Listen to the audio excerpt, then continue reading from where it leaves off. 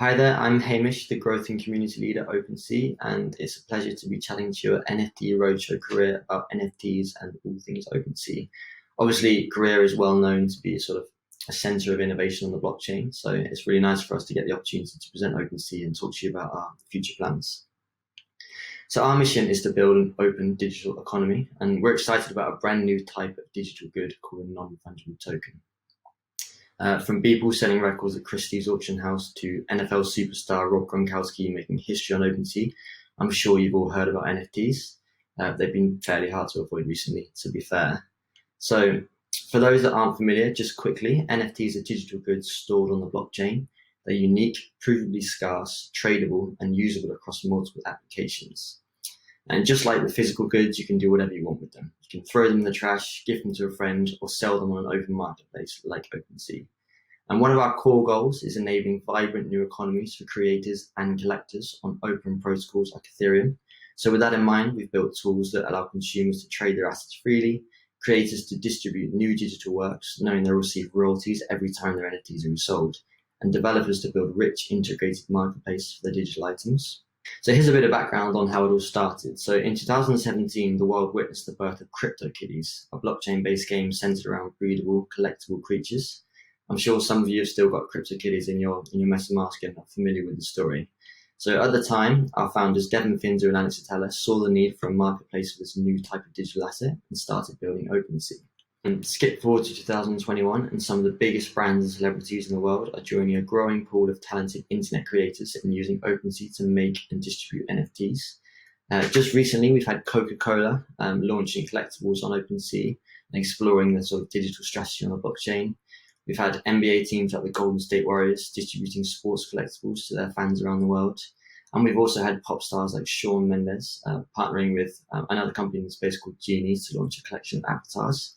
So you can really see the diversity and the range of assets there. We've got musicians, sports teams, big brands like Coca-Cola, really exploring the potential of this asset. So with OpenSea being such an open marketplace, there really is scope for every kind of company and every kind of creator to generate revenue on the blockchain. And this is a really interesting use case we're seeing emerge now. So on the platform, we have a really diverse set of assets. We've got digital art, sports collectibles, virtual world items. Coca-Cola even actually just explored the sort of Decentraland virtual world.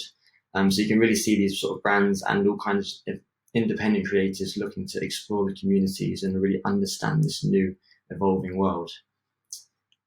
So here's a look at the sort of the numbers and that sort of market overview, as it were. So it's clearly growing, and as reported by CoinDesk, there were $2.5 billion worth of NFT sales in the first half of 2021, compared to just 13.7 billion in the first half of 2020.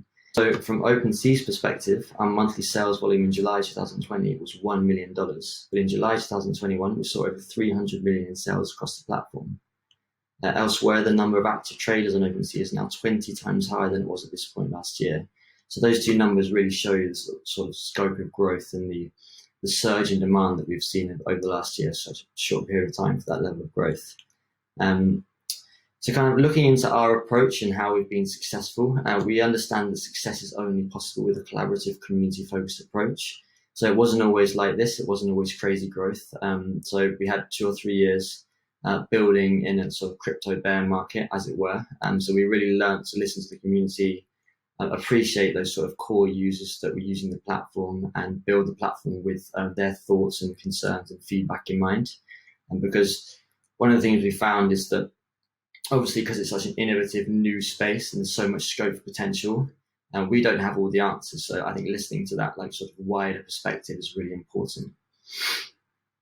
And with that in mind, sort of staying agile and keeping the roadmap flexible is really important.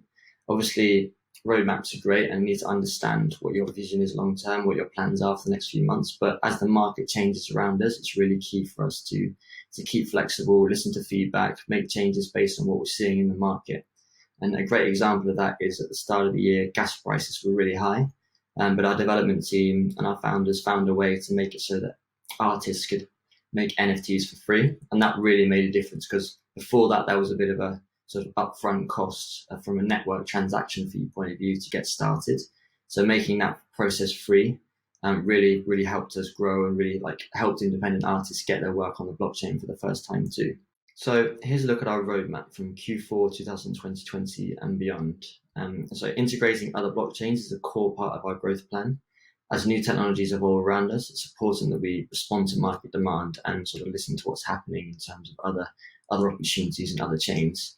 Recently, we integrated with Polygon blockchain, the Polygon sidechain, to launch a gas-free marketplace where NFT creators and artists all around the world can earn their way into crypto for the first time.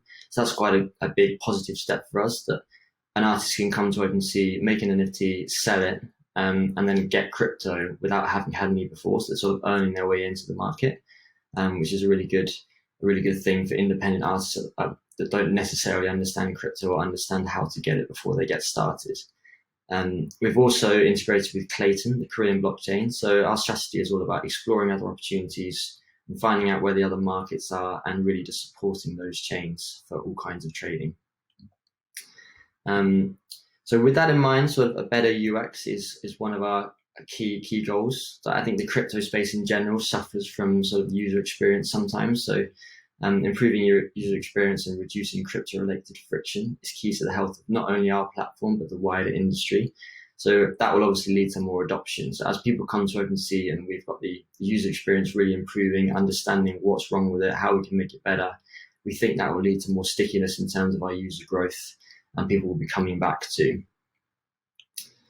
Also, as a leader in a new industry, it's important that we sort of take responsibility for educating and supporting new and existing users, and that will also help us increase our adoption, increase our retention of those users, because obviously in this sort of world there's a lot of user safety concerns. It's kind of decentralized, it's very different to sort of normal existing Web2 markets, so it's our responsibility to really lead from the front on that and help people into the marketplace and help people understand this new world that we're building. And yeah, that's it. So thank you for listening, and if you're intrigued to get started or want to buy an NFT, head to OpenSea.io. If there are any developers, marketers, community managers in the audience that are curious about joining the team, and we're hiring as well as we grow. So thank you again.